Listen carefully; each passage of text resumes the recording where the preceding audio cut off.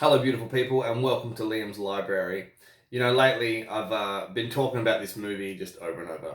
I've been talking about it to my girlfriend, to my brother, to my friends, and just talking about what I think it means. It's important to me to babble and babble on about fucking movies, which is what I do and what I think I'm pretty good at. Anyway, the movie I'm talking about is Robert Eggers' thriller, horror, very strange, surreal movie anyway, The Lighthouse, which came out in 2018 in the US, October 2018, I think. It is Robert Eggers' second sort of major horror film. His first one was The Witch, I think, in 2015, and I love that flick, man. The Witch, I always wanted to talk to you guys about The Witch, but I just think there's a bit more to talk about with The Lighthouse. So we'll get around to The Witch, but The Lighthouse has been taking up a lot of my attention lately. This movie is set in 1890, I think, in a small island in New England. It's not actually said what the island's called or anything like that. We're just there and we're suffering. Anyway, I'll tell you what this is about. Now listen, heavy spoilers.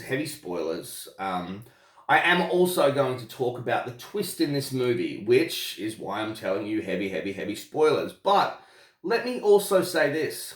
I don't actually know what this movie's about. This is completely my interpretation of it. And you know how I always tell you guys that I don't Google anything? Well, after I watched this for the 20th time, took down all my notes, and then I thought I'd just have a quick Google to see what Google thought or what people have posted about what the Lighthouse ending might mean. And you know what? There wasn't much on there. So I didn't feel too bad about Googling it, because, it doesn't really have a shitload of theories. Well, not straight away when I typed it in. I didn't dig deep. I'm more interested in giving you my theory. But then I just finished watching it just now and taking my notes. And all of a sudden I'm thinking maybe there's another theory. So I'm going to give you 3 theories at the end of this, and I'm going to tell you what the movie's about. Before I get started, let me give a couple of shout outs. Now, I'm not very good at this because I've never really had to do this before, but I watch a lot of YouTube channels. And there are 2 channels out there who have actually given me a shout out. Now, first one I'm going to explain to you is my 2 nephews, right? They're young fellas, and they're called The Brothers on YouTube. They love their video games, and they will tell you what their channel's about. So it's called The Brothers, and it's two brothers. They're only, 2 years apart. And they are, and trust me, when you click on their page, they'll tell you exactly what you're going to watch. So behave and be nice to them because they're only kids. But yeah, check out my nephews on their channel. Now, the second shout out I want to give out is to a channel that I've been in big support of since I very first clicked on it, just under a year ago, I think. It's called Sci First Movie Talk. Now, this man talks about film, and I'm sure he's got another channel. I haven't checked that out yet, but he's just, there are a lot of people out there on YouTube right now who want to review this and that. They want to review movies, they want to review books, and they want to talk to you about it. And some are geeks. Some are really over producing the videos, you know what I mean? So that we just get really wowed. Other people are just really good at telling you what a film is about. Sci First Movie Talk is one of these channels. This man has a lot of charisma, and I could take anyone on talking about movies, man, but I've just got a feeling this man has seen a couple of thousand more movies than I have, and that's saying something. So yeah, man, I'll leave you the link. Sci First Movie Talk. It's amazing. Not to mention, he's just a really friendly, positive guy. And at the end of his reviews, you just kind of feel like he really explained that film properly. He doesn't get lost on tangents like I do. I'll come up with something and then 20 minutes later I'm talking about something else. But that's my channel. But Sci First, man, he does give you the whole, the way he looks at his movies, but the channel is starting to become something really fantastic, and I don't think anybody should miss out. So yeah, click on Sci First Movie Talk, because it's great fun and it's really informative. Anyway, on with the review. So The Lighthouse, set in 1890 on a New England island where there's a lighthouse. Now, it's quite simple. This old man has been keeping this lighthouse, because you need a lighthouse keeper, played by Willem Dafoe. He's been keeping this lighthouse for a long time. He lost a leg to scurvy, so he stumps around on a wooden stump, like your old school pirate captains. And he talks like this, like an old scurvy dog, arr, right? And it's set back then, and this guy knows only things about the sea. So if you've seen Robert Eggers' first movie, The Witch, you know when they speak in Old English, it's just constant. These actors are fantastic. They don't fuck it up. You feel like you're in that period.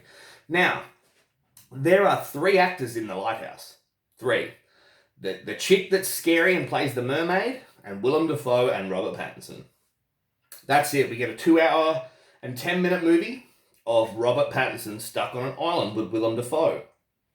And here we go. Now we can look at my notes. Now I've done all my intro. As soon as this movie starts, you hear this foghorn, like this big, loud, braying, creepy sounding foghorn. And then we get our visuals. We get our visuals of the ocean. And right in the distance, there's a boat. And it's obviously approaching wherever we're watching from, the audience. It's black and white. This entire movie is black and white, and it does not change. Except maybe for like 3/4 in, when all of a sudden you really see the colour of Willem Dafoe's eyes, which is kind of strange, but I don't know if that was just a trick of me just constantly watching the black and white. Anyway, I digress. The opening scene, when you see the ship approaching this island, is amazing. The foghorn braying, we already get a creepy soundtrack that's letting us know that this is a scary movie. This is a horror movie. It may not be a supernatural movie, but us horror fans, we know what we're in for. Not to mention, if you saw The Witch, you pretty much assume that the new Robert Eggers movie is going to be a horror movie, a surreal one, an intelligent one, a very well acted one, but indeed a horror film.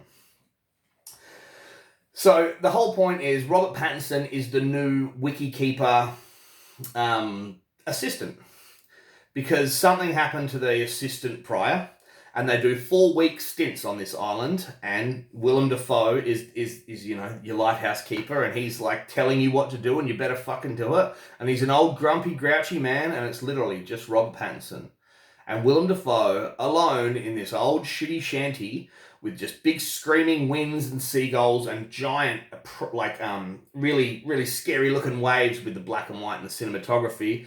It's claustrophobic as shit as soon as you get there. And it's funny, there's an opening scene where Willem Dafoe and Robert Pattinson are standing side by side and they're looking at us. And you hear the foghorn, Willem Dafoe puts in his pipe, Robert Pattinson's got a cigarette hanging out of his mouth, and they've just got like this very intense look on their face. But they're not looking at us. They're looking at the ship disappearing in the fog, which we see a couple of seconds later. Willem Dafoe goes inside. He's not fussed. This is where he lives. Robert Pattinson, on the other hand, just kind of keeps looking at that ship disappearing for a long time. Like, there's a mystery here. Nobody spoke yet. But the intensity of a Robert Pattinson, the way he's quiet, the way he is, you're interested, man. You really want to know what's going on, right? And not to mention, you're stuck with these 2 characters forever, so you better find something you fucking like about them. Okay, so... Alright, so they had their first night's dinner. They're sitting there, and Dafoe's the cook, and Robert Pattinson only will drink water. He doesn't want to have a drink. He's the new guy. He doesn't want the boss to think he's an alcoholic. This will come up later. And Willem Dafoe's sitting there with his dinner, and he's drinking gin straight out of a bottle, well, pouring it into his tin cup, but in a nice big tall clear bottle of gin. And opposite to Robert Pattinson, where Robert Pattinson refuses politely, and Dafoe says, "It's bad luck to not finish a cheers." And so Robert Pattinson, like a bit of a smart ass, gets up, pours the gin into a pot plant in the corner, comes back, gets some water out of the pump, and then just spits it everywhere. There's something wrong with the cistern. Now, when I first watched this, I thought that meant the water tasted like their own shit, because there's something wrong with the cistern. No. The cistern is the drinking water, so the water just tastes like the ocean. You're just drinking the ocean if you try to have some tap water. It wouldn't be good for anyone. So Willem Dafoe, he's almost just living on gin, and you kind of pick that up. He doesn't need water, he just lives on gin. Now, like I said, they're there for 4 weeks. That's Robert Pattinson's swing. And straight away, Robert Pattinson's getting yelled at by Willem Dafoe. "Ah, you scurvy dog, do your Do your chores. You're behind on your chores already. And he's like, yeah, you've been, what does he say? He's been neglecting his duties. Don't you lie about it, you dog. That's how he talks, all right? And, you know, Willem Dafoe, we're in for a treat. He's amazing. Now, some of you out there that, and I've said this before, Robert Pattinson is one of my favourite actors. Don't fuck with me. Just because he's an up-and-comer and he made his way, like, from Harry Potter and Twilight.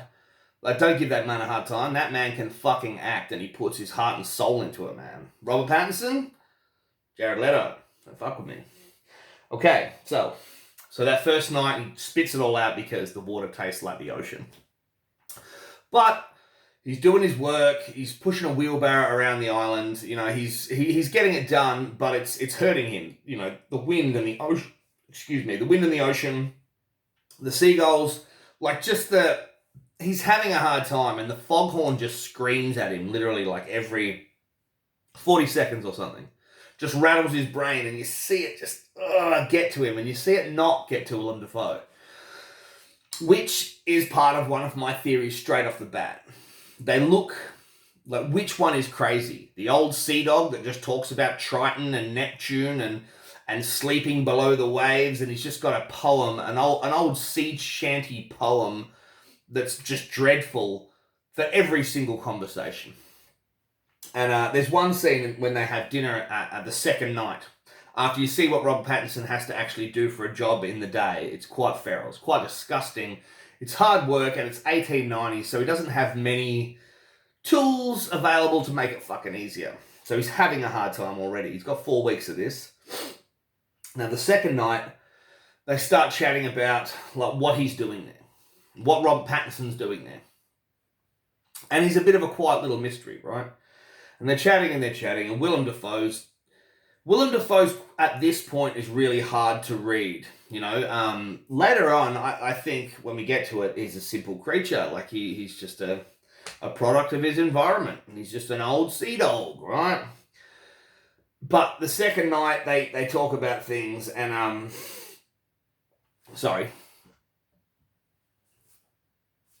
apologies. The second night, they talk about what happened to the previous assistant. And this is Willem Dafoe, he says. Went mad, he did. Talked about some enchantment in the light. Right?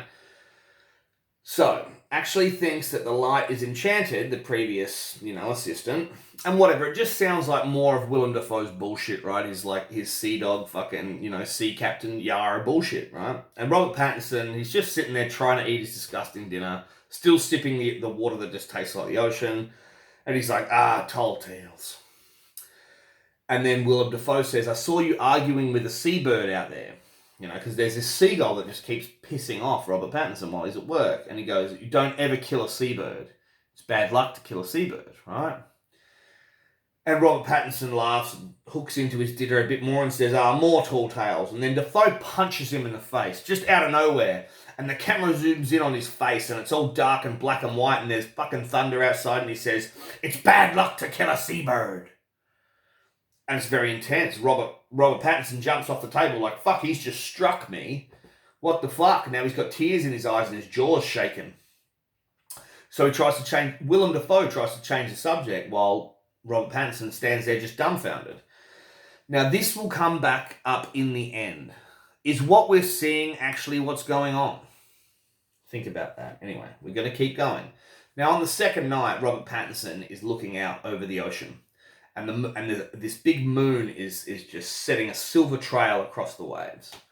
Now, all of a sudden, as Robert Pattinson looks out, he's always got a cigarette in his mouth, and he always looks like he's thinking about something really fucking hardcore. He looks out in the ocean, and there's something out there, and it's out in the distance, and there's something else out there. It looks like big cut-down trees just floating in the waves. And then they start to aim towards him like torpedoes or sharks. And he keeps walking towards it. And all of a sudden, the camera is right up on Robert Pattinson's face as his eyes are getting wider and fucking wider. And he's crawling out into this just disgusting salty ocean, and it's just bubbling him up. And then he finally gets pulled down, and there's a dead body there, and then he just fucking wakes up, and it's the morning. But it's not like a jump scare wake up. It's like it's time for his next shift, so he gets up.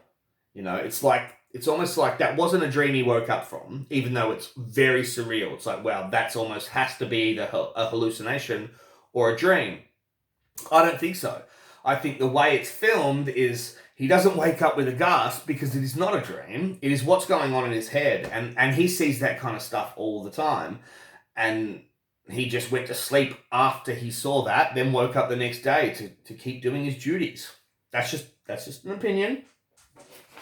So this seagull, okay, it's a black and white seagull. And it's just harassing Robert Pattinson.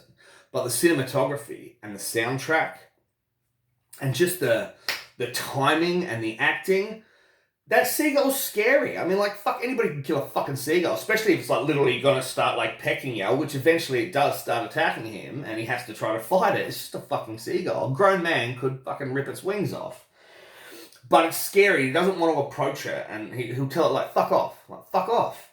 And it'll just be like, ah, at him. Like, fucking talking to him and shit, and he doesn't like it, right?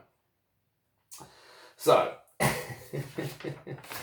this movie is a fight between the realism of being in 1890, being a lighthouse keeper, and just living with the disgusting old fucking 70-year-old sea captain with a fucking cut leg who constantly drops his guts. I mean, he's always farting. I watched this movie just with subtitles once because my little fella, like my son, was asleep and he's a baby.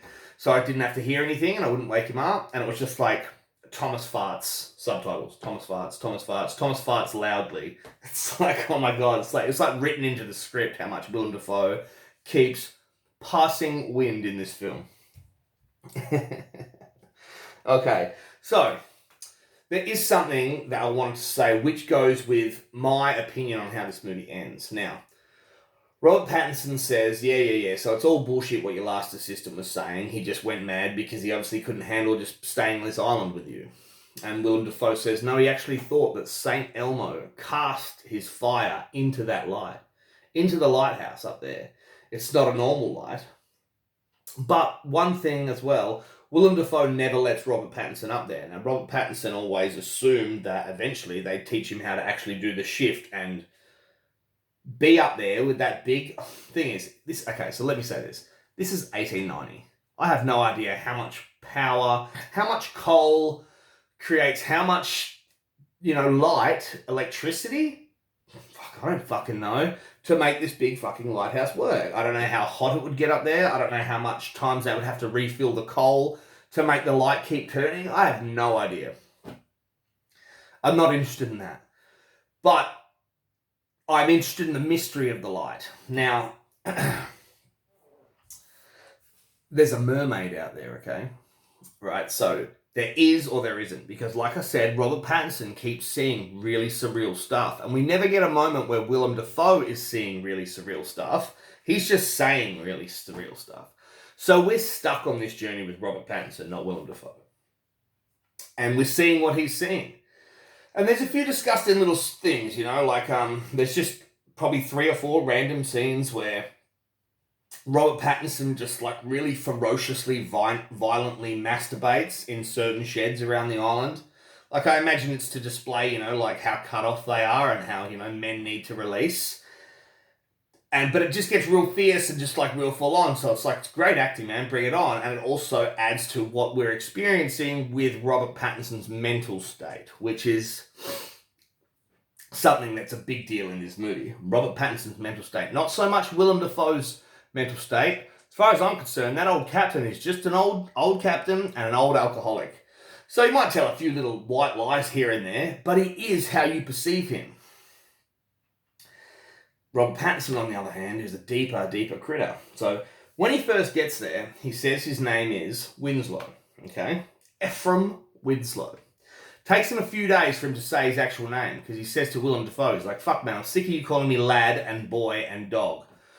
It's only 2 weeks to go, you call me by my name. And that's Winslow, And Defoe's like, oh, whatever, lad. He says, fucking Winslow. And he's like, okay, Winslow, fine, Winslow. All right, so now, like, 40-something minutes in, we know Robert Pattinson is Winslow.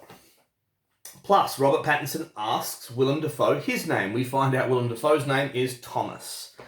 Now, as this goes on, it goes on and on and on. It It goes on more, it goes on more. And we're counting down to the day when Robert Pattinson gets picked up by that boat again. That big boat is going to come into this tiny little island from the distance, and it's going to drop off the new guy, and it's going to take Robert Pattinson off this island.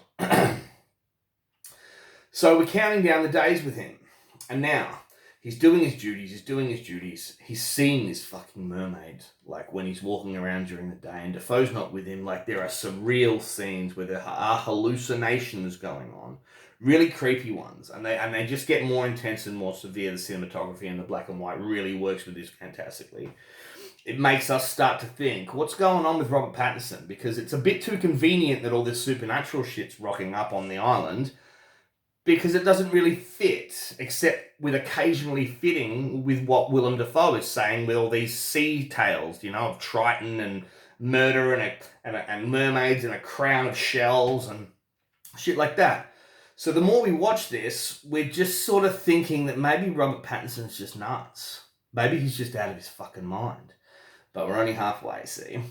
So, it's the second last night. Really heavy shit's been going on, and Defoe's like, listen, lad, tonight's the night you can have a drink with me. It's your last night on here, the big boat will be here tomorrow, and you're out. And he's like, let's have a cheers. And so Robert Pattinson's like, of course, fuck it. Let's have a drink. So they get on the gin, and they get on the gin hard.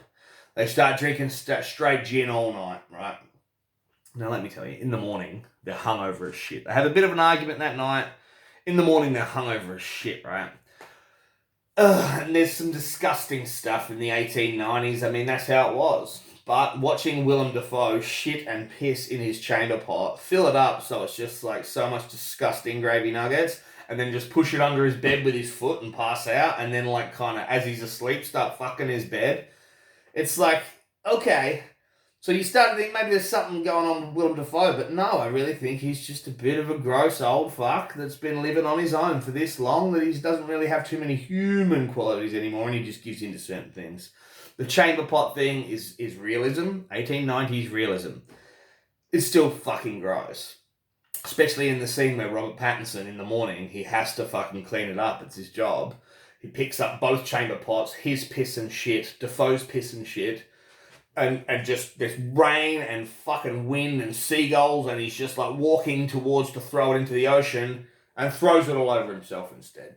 We've all made fuck-ups like that. Certainly not with Willem Dafoe's fucking arse leavings, but you understand his frustration, and covered in shit and piss, he's just screaming into this storm. I feel for these two, especially Robert Pattinson. It's almost like they really had to act all this shit out. I don't think they were in a green room. I think they were on an island, fucking surrounded by waves. Maybe not. It would have been hard to film that. I'm not sure. Like I said, I didn't Google too much about this. So yeah, like I said, the last keeper went mad. Okay, so now I really need to just sort of say, it sort of keeps going like this. In the morning, they realise they have to clean up because they've been drinking and they've been wrecking their quarters. They have to clean up because the supervisor comes with the boat to replace the new guy. So they clean up. There's a storm coming. They put all this fucking, wet weather gear on, and they're standing there with Robert Pattinson's suitcase and backpack and standing there watching to see the ship come, and the ship doesn't come because the storm is getting really bad. Now, just before the storm hits, like a big storm, like a big scary island storm, like mental, this seabird the seagull attacks Robert Pattinson one last time, like really fucking goes after him, right, while he's trying to clean the system. So he catches the seagull by the fucking throat, and just in this really over the top, I'm glad my girlfriend was like on her phone at this point and not watching this bit, she would have been mad at me, while Robert Pattinson violently kills a seabird. Smashes it till there's just fucking blood everywhere and nothing left.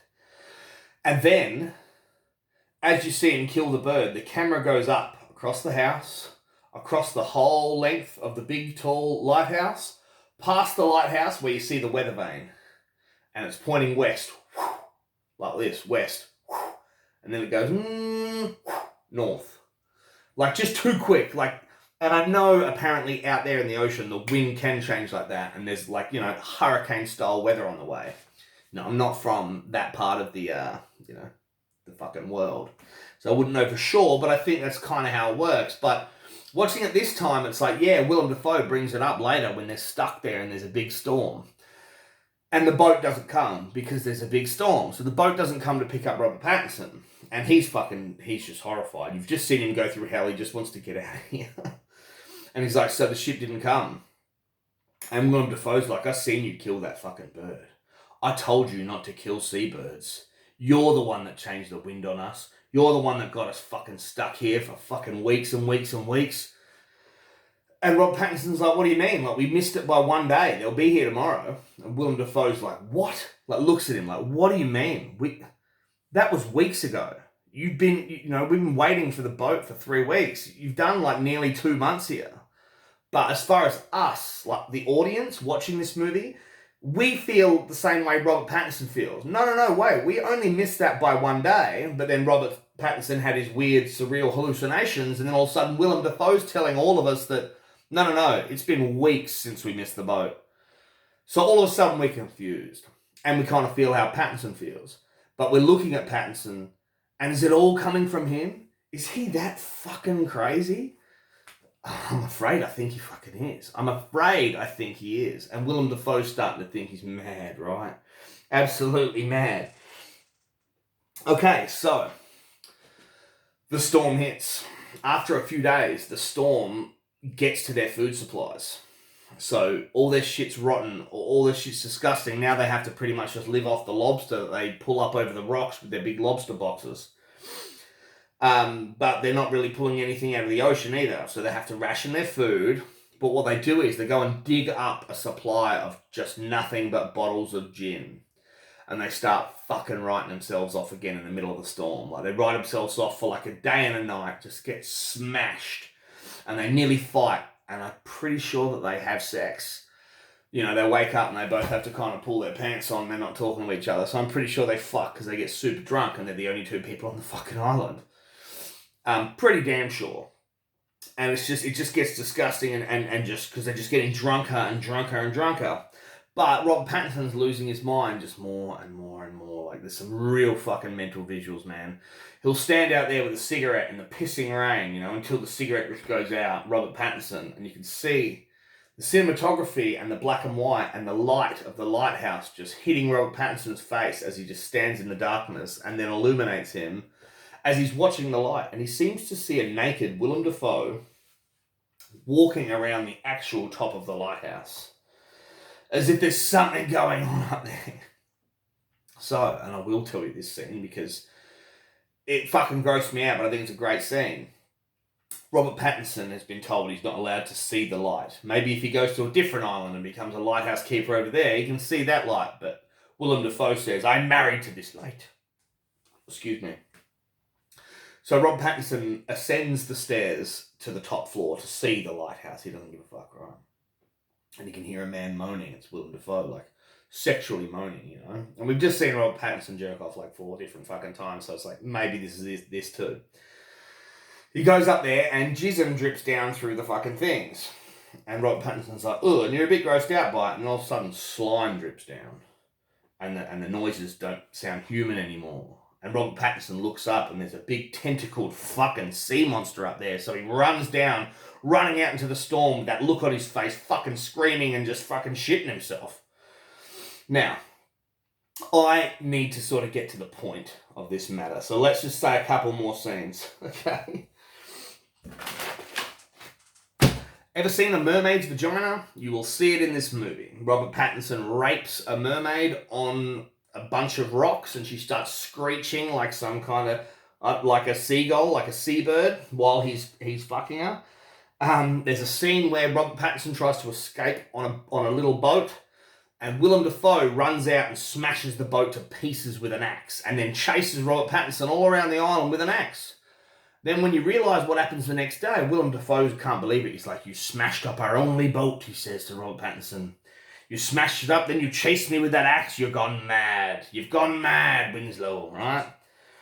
And then Robert Pattinson, one night when they're drunk, starts spilling his beans, starts to tell the story of what he's really doing there. Now we find out the Robert Pattinson mystery. Turns out he used to be a logger. Now, a logger works up there in Canada back then.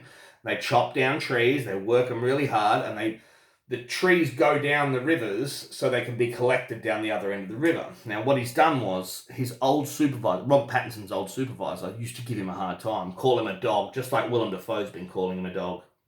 And he murders his old supervisor. Kills him with a hook, and the logs swallow him up in the river. So Robert Pattinson takes his name, Winslow, and decides he's going to go live on an island in the middle of nowhere and be a wiki keeper. And then all of a sudden, Robert Pattinson's sitting there like this, talking to you, saying, and he was taunting me all day, and I seen the logs coming, and I knew it would just be one hit with that hook, and he disappeared. And so I knitted up his pullings, and I took his name, and I went and lived my life. And you think he's telling Willem Dafoe because he's looking at us. And then he finishes the story about how he's a murderer and he stole someone's identity. And then he looks around. And Willem Dafoe's not even there. We're not there. He's not talking to anyone. He starts walking around the lighthouse and he hears Willem Dafoe say, "Why just spill your beans, Winslow?" Anyway, I need to get to this point, right? So, it turns out Robert Pattinson did kill someone and he's there. He's on the run. Okay, his real name is also Thomas. So it's Tommy, and it's Tom, right? And we find out that, the bad guy is Robert Pattinson. It's all him. Now there comes a point towards the end of this film where Willem Dafoe says, "Look at you," to Robert Pattinson. He says, "You've gone mad. You were mad when you got here, Winslow, and look at you. Like, what happens to these young men when they get themselves this crazy and just kill people? Like, what have you turned into? You know what? Am I even real, Winslow?" he says. "Is there even a lighthouse? Are you even on a fucking island right now? Maybe you're just walking through the woods in Canada after committing murder. Completely bonkers. Talking to yourself about people that might have been in your life, but you probably imagined." And it actually makes you think, with the realism and the surrealism of this movie, is any of it fucking real? Like, is Willem Dafoe the lighthouse, any of it real? Or is Robert Pattinson stuck in some kind of purgatory for committing murder? Quickly, they have one more night on the island, and they've run out of booze, and fuck that. They can't run out of booze. The two of them, they just can't. They mix turpentine with honey and get violently drunk. I think they have sex again. In the morning, I'm not going to give away too much of the super ending, but in the morning, Robert Pattinson fully loses his shit. And he starts doing some really heavy shit. And he has lost his mind now. And we know it for a fact. But that's not to say all the curses about killing seabirds, changing of the weather, the enchantment in the light isn't happening. So, I'm going to leave Willem Dafoe there because you'll have to watch it to find out what happens to him. Robert Pattinson eventually gets the key to the lighthouse and he walks up the stairs and he flips it open and he hasn't seen it yet. The big turning hot fucking light. And he puts his hand out and he grabs the light.